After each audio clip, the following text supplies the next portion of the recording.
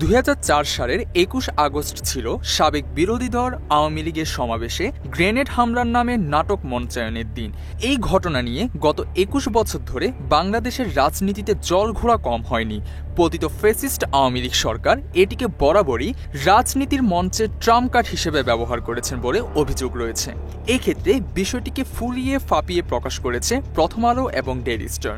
প্রথম আলোর মতিউর রহমান আর টিপু সুলতানের মতো সাংবাদিকরা সবসময় চেষ্টা করেছেন ঘটনার প্রকৃত সত্য আড়াল করে ঘটনাকে ভিন্ন খাতে প্রবাহিত করতে। ২১ বছর আগের সেই গ্রেনেড হামলার ঘটনা নিয়ে এখনও সত্যের আড়ালে রয়ে গেছে এদেশের অসংখ্য মানুষ। বাংলা এডিশনের এই অনুসন্ধানে তুলে ধরা হবে সেই ভয়াবহ ঘটনার নেপথ্যের কথা। ২০০৪ সালের ২১ আগস্টের গ্রেনেড হামলা ছিল বিশ্বের কাছে বাংলাদেশকে একটি জঙ্গি রাষ্ট্র হিসেবে তুলে ধরার এক অমোঘ ষড়যন্ত্র। সেদিনের হামলায় ২৪ জন নিহত হয়েছিল। হাসিনাকে হত্যা করে আওয়ামী লীগকে নেতৃত্বশূন্য করাই হামলার মূল উদ্দেশ্য ছিল বলে দলটির পক্ষ থেকে দাবি করা হয়। তবে হামলার চুলচেরা বিশ্লেষণ করলে দেখা যায় এটি ছিল সাজানো নাটক। হামলার ঘটনা কারা ঘটিয়েছিল সেটি জানার আগে শেখ হাসিনা কিভাবে বেঁচে গেলেন সেটা জানার চেষ্টা করব। পরিকল্পনা এমনভাবে করা হয়েছিল যেন হাসিনার কোনো ক্ষতি না হয়। ওনার ভিতরের কানে ইনজুরি হয়েছে, যার জন্য উনি এখন কানে কম শুনছেন। আইভি রহমান ছাড়া হাসিনা কিংবা তার দলের কেন্দ্রীয় নেতাদের কারোরই কোনো ক্ষতি হয়নি, কারণ হামলার পরিকল্পনা এমনভাবে সাজানো হয়েছিল যাতে তারা সবাই অক্ষত থাকে। আইভি রহমানের মৃত্যুতে হাসিনা ক্যামেরার সামনে মায়াকান্না করলেও রীতিমতো সে খুশি হয়েছিল, কারণ শেখ মুজিব ও আইভি রহমানের অবৈধ সম্পর্ক নিয়ে মুজিবের পরিবারে প্রায় ঝামেলা হতো। এই বিষয়ে মতিউর রহমান রিন্টু লিখেছেন, শেখ হাসিনা ১৯৮১ সালে দেশে ফেরার পর জিল্লুর রহমান আইভি রহমানকে নিয়ে হাসিনাকে দেখতে গিয়েছিলেন। আইভিকে দেখে তেলে বেগুনে জ্বলে ওঠেন হাসিনা। তিনি আইভিকে বলেন, আমার মাকে একদিনও শান্তিতে থাকতে দেননি, এখন আবার কেন এসেছেন? এই সময় জিল্লুর চোখ টিপে আইভিকে ইশারা দিলে তিনি সেখান থেকে চলে যান। মূল ঘটনা হলো হাসিনার মা ফজিলাতুন্নেসা আইভিকে নিয়ে মুজিবের সাথে সন্দেহ করতেন। বিষয়টি নিয়ে মাঝে মাঝে পরিবারের সাথে ঝগড়াঝাটিও হতো। এত কিছুর পরও আইভির প্রতি মুজিবের ছিল বিশেষ ভালোবাসার দৃষ্টি। কেউ কেউ বলে থাকেন আইভি রহমানকে খুশি করতেই মুজিব ১৯৬৯ সালে যুব মহিলা লীগ প্রতিষ্ঠা করে তাকে সাংগঠনিক সম্পাদক পদে বসান। তাই তো আইভির মৃত্যুতে পৈশাচিক আনন্দ পেয়েছিল হাসিনা। আইভি রহমানকে নিয়ে হাসপাতালে যখন এইরকম অবস্থা, এই জায়গা রক্তাক্ত, সেখানে পুলিশ লাঠিচার্জ করলো। ২১ আগস্ট সমাবেশের জন্য প্রথমে মুক্তাঙ্গন এলাকাকে বেছে নিয়েছিল আওয়ামী লীগ। তবে সমাবেশের ঠিক ২ ঘন্টা আগে স্থান পরিবর্তন করে তাদের কেন্দ্রীয় কার্যালয়ের সামনে সমাবেশ করার সিদ্ধান্ত নেয় দলটি। এর কারণ হলো মুক্তাঙ্গনের পাশে ছিল সচিবালয় ও জিপিও। সেখানে উঁচু ছাদ না থাকায় নির্ভুলভাবে হামলা করা ছিল কিছুটা কঠিন। তারপরেও কেন আওয়ামী লীগ সেখানে সমাবেশের স্থান ঠিক করেছিল? আওয়ামী লীগ আগে থেকে জানতো তারা সেখানে সমাবেশ করবে না। তবে পুলিশ যাতে পর্যাপ্ত নিরাপত্তার ব্যবস্থা না করতে পারে সেজন্যই কেন্দ্রীয় কার্যালয়ের সামনে সমাবেশের স্থানের কথা প্রথমে গোপন করা হয়েছিল। আওয়ামী লীগের পক্ষ থেকে দাবি করা হয়েছিল মুক্তাঙ্গনে তাদেরকে সমাবেশ করার অনুমতি দেয়নি পুলিশ। অথচ বাংলা এডিশনের অনুসন্ধানে উঠে আসে সমাবেশের ৪ দিন আগে, অর্থাৎ ১৭ আগস্ট ঢাকা মেট্রোপলিটন পুলিশের পক্ষ থেকে মুক্তাঙ্গনের সমাবেশের জন্য অনুমতি দেওয়া হয়েছিল। অন্যদিকে সমাবেশ শুরুর পরপরই হাসিনা তার দলের কেন্দ্রীয় নেতাদের মঞ্চে এসে তার পাশে দাঁড়ানোর জন্য ডাকেন।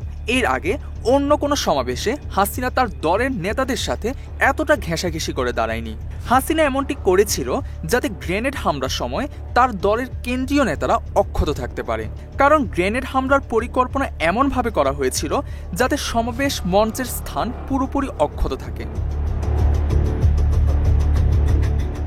রাজনৈতিক সমাবেশে যেসব হামলা হয় সেগুলো সাধারণত বক্তব্যের মাঝামাঝি সময়ে হয়ে থাকে।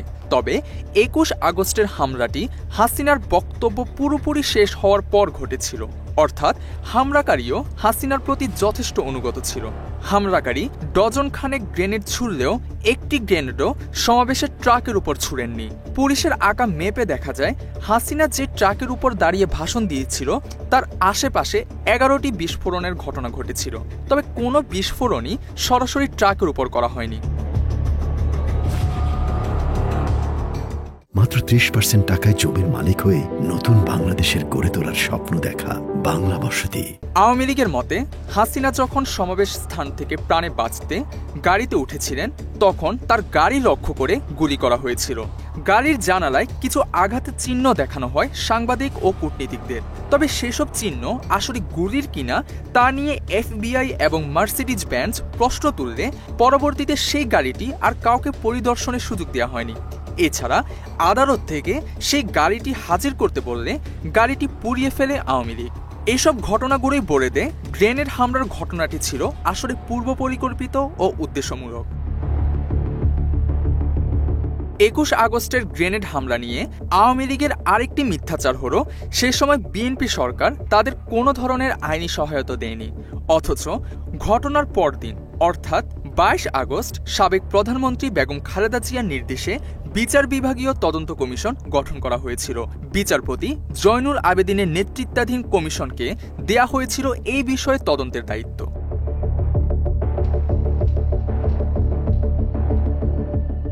যেখানে বলা হয়েছে ওই হামলার নেপথ্যে একটি শক্তিশালী বিদেশি গোয়েন্দা সংস্থা কাজ করেছে, আর এতে পরিষ্কারভাবেই ভারত বুঝে গিয়েছিল তাদের গোমর ফাঁস হতে চলেছে।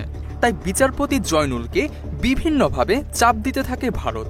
তবে এতে করেও যখন কোনো কাজ হচ্ছিল না তখন প্রথম আলোকে ব্যবহার করে জঙ্গি নাটক সাজায় ভারতের গোয়েন্দা সংস্থা র। গ্রেনেড হামলার পর অভিযুক্ত হিসেবে তখন জালাল আহমেদ ওরফে জজ মিয়া নামক একজনকে গ্রেপ্তার করা হয়েছিল।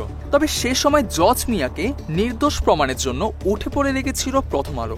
পত্রিকাটির ভাষ্যমতে সিআইডির পক্ষ থেকে জজ মিয়ার পরিবারকে নিয়মিত অর্থ সহযোগিতা দেওয়া হয়েছিল। এছাড়া জজ মিয়ার নামে এর আগে কোনো মামলা ছিল না বলেও একাধিক প্রতিবেদন ছেপেছে পত্রিকাটি। তবে বাংলা এডিশনের অনুসন্ধানে উঠে আসে গ্রেনেড হামলার আগেও জজ মিয়ার নামে কমপক্ষে 5টি মামলা ছিল। এছাড়া তেজগাঁওয়ের নাখালপাড়া এলাকায় তিনি রীতিমতো ত্রাসের রাজত্ব কায়েম করেছিল বলেও জানা গেছে। 21 আগস্ট গ্রেনেড হামলার কিছুদিন আগেও জজ মিয়ার নামে একটি হত্যা মামলা হয়েছিল। ছিনতাই, চাঁদাবাজি, হত্যাসহ নানা অপকর্মে জড়িত থাকার অভিযোগ রয়েছে তার বিরুদ্ধে। রাজধানীর একসময় ভাড়াটে খুনি হিসেবেও পরিচিত ছিল জজ মিয়া। নিজেকে কখনো সিডি বিক্রেতা আবার কখনো ফর বিক্রেতা হিসেবে পরিচয় দিয়েছেন তিনি। 2003 সালে রাজধানীর কুড়িল বস্তিতে যৌথ বাহিনী অভিযান চালিয়ে হ্যান্ড গ্রেনেড সহ বেশ কিছু অস্ত্র ও বিস্ফোরক উদ্ধার করে। এরপর থেকে দেশের সব সভা সমাবেশের উপর গভীরভাবে দৃষ্টি রাখতে থাকে বাংলাদেশের গোয়েন্দা সংস্থাগুলো। 2004 সালের 30 এপ্রিল আওয়ামী লীগের সাবেক সাধারণ সম্পাদক আব্দুল জলিলের একটি মন্তব্য তখন দেশের রাজনীতিতে বেশ সাড়া ফেলেছিল। তিনি তখন বলেছিলেন 30 এপ্রিল বিএনপি সরকারকে ট্রাম্প কার্ড দেখানো হবে, অর্থাৎ বিএনপি সরকারকে ক্ষমতাচ্যুত করা হবে। এজন্য একটি বিশাল পরিকল্পনা তৈরি করা হয়েছিল। মানিক মিয়া এভিনিউতে তখন প্রশিকার উদ্যোগে 3 দিনব্যাপী কর্মসূচির আয়োজন করা হয়েছিল। আওয়ামী লীগের উদ্দেশ্য ছিল সেখানে দেশের বিভিন্ন প্রান্ত থেকে 10 লাখ লোকের সমাগম ঘটিয়ে সবাই মিলে জাতীয় সংসদ ভবনে ঢুকে পড়বে এবং সরকারের পতন ঘটাবে। তবে গোয়েন্দা সংস্থার কঠোর নজরদারিতে সেই পরিকল্পনা ব্যর্থ হয়েছে আওয়ামী লীগের। এজন্য একই বছরের 21 আগস্ট সরকারকে চাপে ফেলতে গ্রেনেড হামলার নাটক সাজায় আওয়ামী লীগ। তাদের মূল লক্ষ্য ছিল বিশ্ব দরবারে এটি প্রমাণ করা বাংলাদেশে একটি উগ্রবাদী জঙ্গি গোষ্ঠীর উত্থান হতে যাচ্ছে। আর তাদের এই পরিকল্পনায় ভারতের গোয়েন্দা সংস্থা র এবং তাদের মদতপুষ্ট প্রথম আলোর ভূমিকা ছিল প্রকাশ্য দিবালোকের মতো। 21 আগস্টের সেই গ্রেনেড হামলার মাধ্যমে জাতিকে 2 ভাগে বিভক্ত করেছিল পতিত আওয়ামী লীগ। তবে যতই দিন যাচ্ছে সেই ঘটনার প্রকৃত সত্য ততই মানুষের সামনে উদ্ঘাটিত হচ্ছে। Desk report, Bangla addition.